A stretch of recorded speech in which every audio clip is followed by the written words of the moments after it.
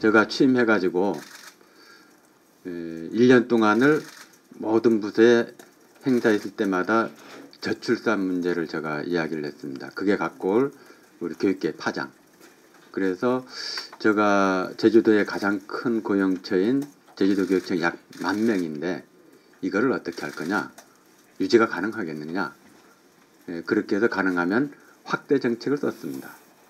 그래서 그 유치원 같은 경우도 계속적으로 신설을 이렇게 했는데, 이게 그 학급당 정원에서 이게 제대로 이게 맞춰주지 않으면 앞으로 유치원을 저는 계속 확대할 생각입니다. 그런데 정원 확보가 어렵습니다. 정원 확보가.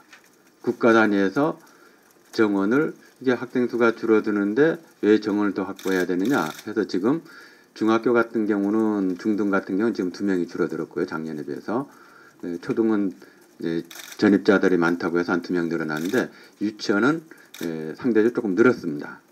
그 배경에는 이게 확대 정책으로 갔기 때문에 그런데 이 기조를 계속 가져가지 못하면 유치원에 대한 정원 확보가 사실 어려운 상황이기 때문에 이렇게 하면서 내년에 또 유치원에 대한 정설 계획들을 세우고 그거에 대해서 더 하기 위해서 부득이하게 그렇게 되었습니다. 뭐 초등학교 같은 경우는 한 학급에 26명인데 두 학급으로 배정이 되었었는데 26명밖에 안 왔습니다. 그러면 이게 두 가지 방식인데, 하나는 13명씩 나눠서 두 학급을 만드는 방식과 26명 한 학급으로 하는 방식인데, 13명씩 해서 두 학급으로 하게 되면 우리 기준에 틀려서 4월 1일자 전부 다 통계가 올라갑니다. 그 통계를 기준으로 해서 그 교원 정원 배정을 하게 됩니다. 그랬을 때 이제 유치원 교원 확보를 위해서는 앞으로 더 확대를 시켜가야 될 텐데, 이렇게 과원이 생기는 경우들로 예가 나오게 되면 정원을 방어하는 것도 어렵습니다. 방어하는 것도. 그러니까 지금 작년 같은 경우 전도적으로 보면 전국적으로 보면 알겠지만은 중학교, 초등학교 같은 수천 명씩 정원이 줄어들었습니다. 그런데 제주도는 좀 선방한 면이 있습니다. 그렇게 되어서 그 부분들이 있어서 되어 있고, 조금 더 세밀한 거는 인사과에 좀 나중에 개별적으로 충분히 답변할 수 있도록 하겠습니다. 그 놀이터는 저쪽으로, 그 어린이 놀이터, 유치원과 관련된 놀이터가 저쪽으로 이동을 합니다. 없어지진 않고요.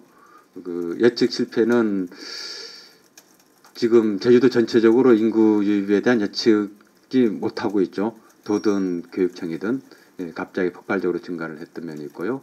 또 한편으로는 또 뭐가 있느냐 하면 이제까지 저희들이 도에서 자꾸 그 시 같은 데 좀 적극적으로 참여를 하자 이렇게 되는데, 그 예측을 할 때 어떻게 되느냐 하면 그 단층 형식으로 해서 인구 예측을 해서 총정원을 만들어 버립니다.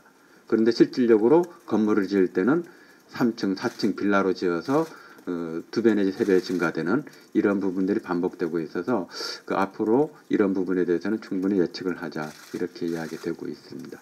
그래서 과거 관행과 예측하지 못했던 이런 부분이 있어서 어려움이 있었는데, 그런 부분에 대해서는 앞으로 인구 유입 추이를 보면서 예측을 충분히 잘 할 수 있도록 하겠고, 또 도시 계획할 때 도와 더 협의를 하겠습니다.